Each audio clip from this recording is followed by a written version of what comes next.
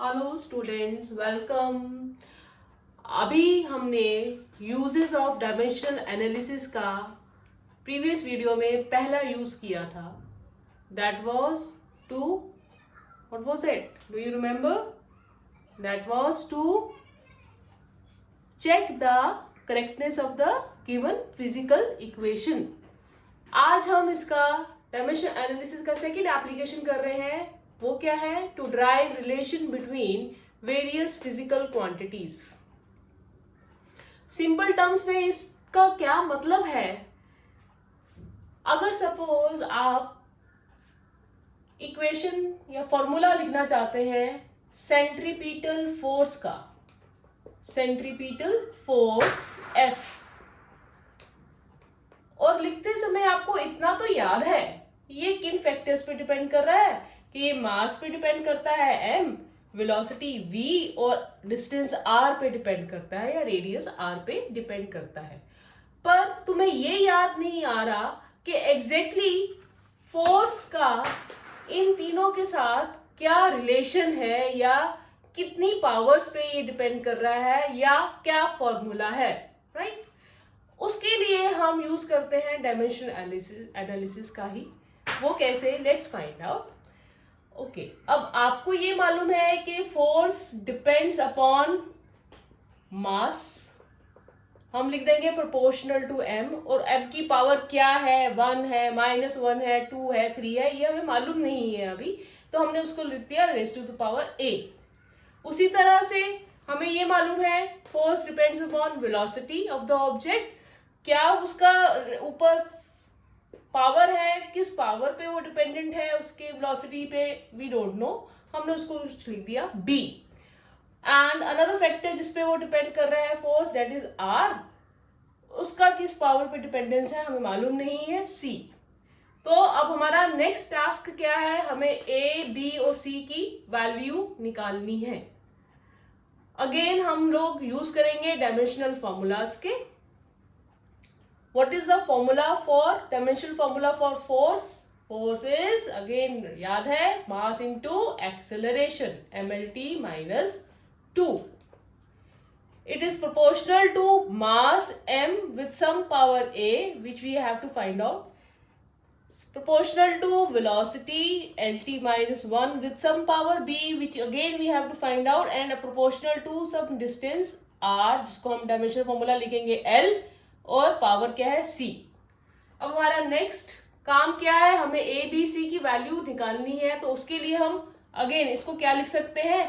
Compress करके m raise to the power a, l raise to the power b plus c and t raise to the power minus b, right?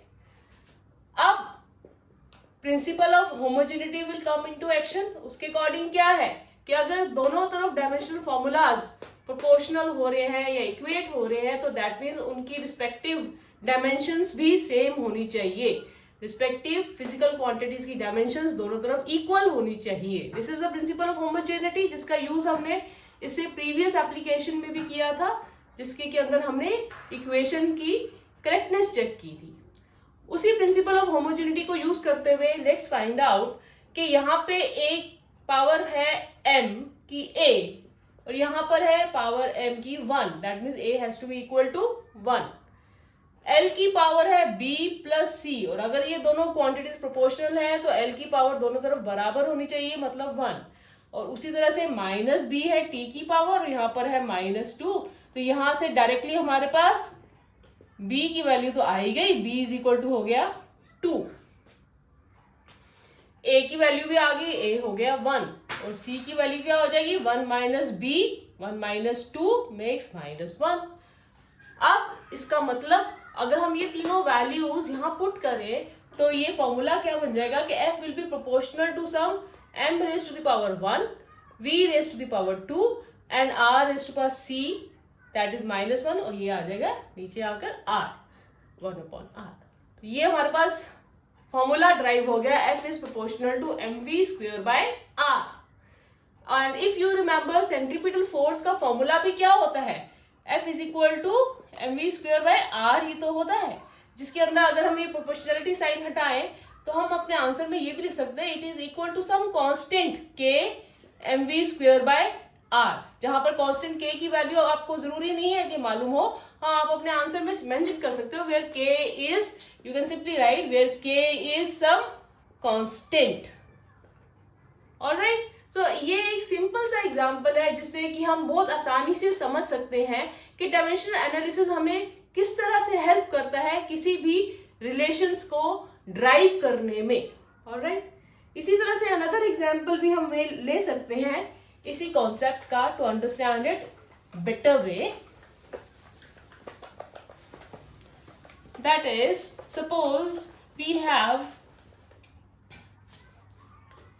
a string, we have a string vibrating with some frequency nu, and we have been given that this frequency nu depends upon the force applied, force या हम इसको लिख सकते हैं load, force, or it can be written as, in the question it may be mentioned as load, force or load applied T on the string, and the frequency also depends upon the length of the string L, and it also depends upon mass per unit length M of the string. Now we have to derive the relation for frequency of this string.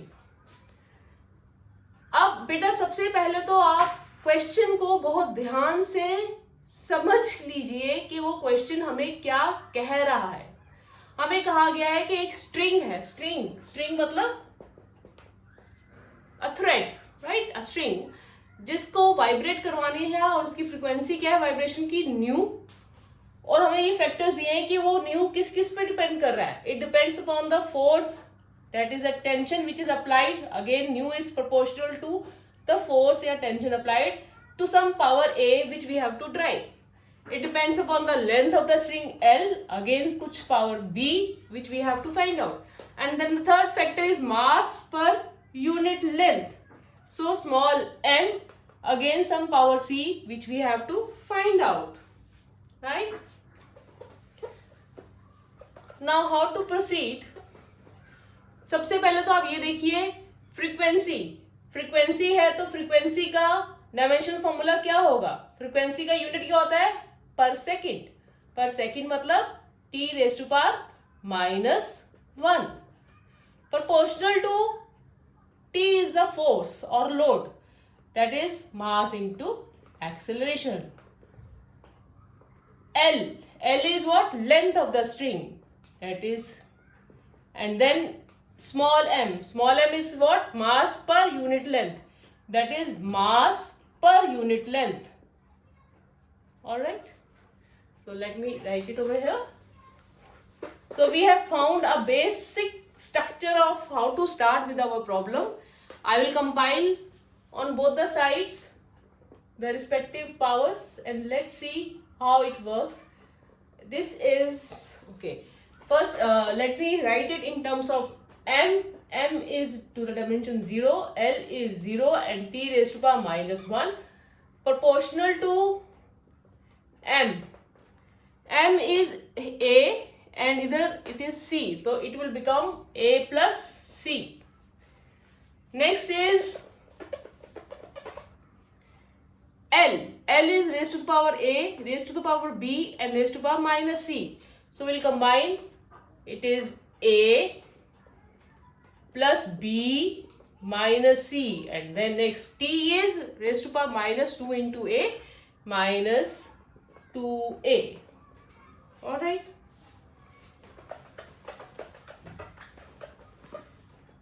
अब next step क्या होता है, हम dimensions on both the sides को compare करते हैं, that is a plus c will become equal to 0, a plus b minus c will be equal to 0, minus 2a would be equal to -1. अब इन तीन equations को हमने find out करना है to know the value of 3 unknowns a, b and c। इस equation से तो straight away हमारे पास a की वैल्यू आ गई 1/2, Put this in equation number 1. You will get C equal to minus A, which is minus 1 by 2. And putting these two values in this second equation. Second equation says B becomes equal to C minus A. So C is minus half and minus half, it becomes minus 1. So clubbing all these factors together, we get frequency nu is, if you remember what we had written was, nu is directly proportional to TA, MC and LB. So इन्हीं factors को हम combine करके अगर लिखेंगे तो T, this frequency nu will become T raise to the power half,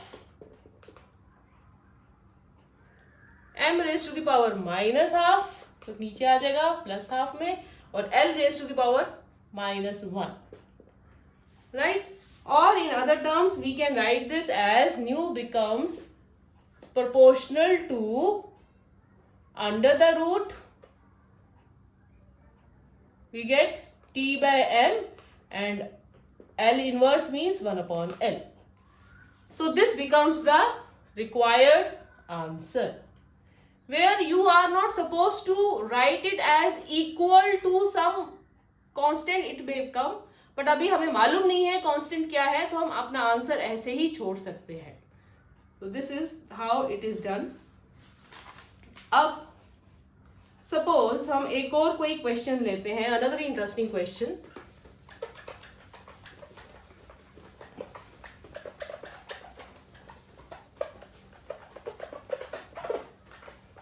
The question says that there is the time period T of oscillation of a small drop of liquid. Time period T of oscillation of a drop of liquid which is under some surface tension, right, and depends upon the density. This is the time period of oscillation of a drop. S is the surface tension of the drop, depends upon density. This is D is the density, and R is the radius of the drop. So we have to find out the formula for the time period T of oscillation. Again, we'll begin with our very first step. What is it? That we have been given that this time period T depends upon these three factors. So we'll write D raised to the power some A, R raised to power B, and S raised to power C. Again बेटा आपका ये order change भी हो सकता है, provided आप अपना ABC जो भी आंसर आएंगे ABC के, वो वैल्यूज आप यहाँ पे ठीक से सब्स्टिट्यूट करना, ठीक है. तो अब टाइम पीरियड इज सेकेंड्स, तो डायमेंशन फॉर्मूला हो गया T. Then D stands for density, density is ml minus 3 raised to the power A. R is radius, that is L dimension, and S is surface tension, and if you remember surface tension क्या होता है, force upon length. So formula क्या बन जाता है, mt minus 2 raised to the power C. Next step क्या है, we have to club all the powers. M is 0, L is 0, T is 1, proportional to M raised to the power A, और यहाँ से C, L raised to power minus 3A plus B, and T raised to the power minus 2C. ठीक. अब हमने next क्या करना है, we have to club all the dimensions को कंपेयर करना है दोनों साइड्स पर, और इक्वेशंस बनानी है, ठीक है. I am rubbing it from this side. Let's write the equations here. Equations क्या बनेगी, we first equation get a plus C is equal to 0. m की दोनों तरफ जो पावर है उनको इक्वेट करो, l की दोनों तरफ जो पावर है वो इक्वेट करो. Minus 3a plus b is equal to 0 and minus 2c is equal to 1. This gives c to be equal to 1 by 2 with a minus sign. So एक तो वैल्यू हमने निकाल ली कि सरफेस टेंशन पे t कैसे dependent है. T is, मैं यहां लिखती जा रही हूं, DRS raise to power C, वो तो हमने लिख लिया, माइनस हाफ। अभी ये और ये A और B की वैल्यू हमने निकालनी है। अगेन इस इक्वेशन से हमें पता लग जाएगा C is equal to minus A, या this implies A you will get as minus C, मतलब हाफ। अगेन D की पावर A थी तो यहां आ गई हाफ। अब हमें R की वैल्यू अभी फाइंड आउट करनी है।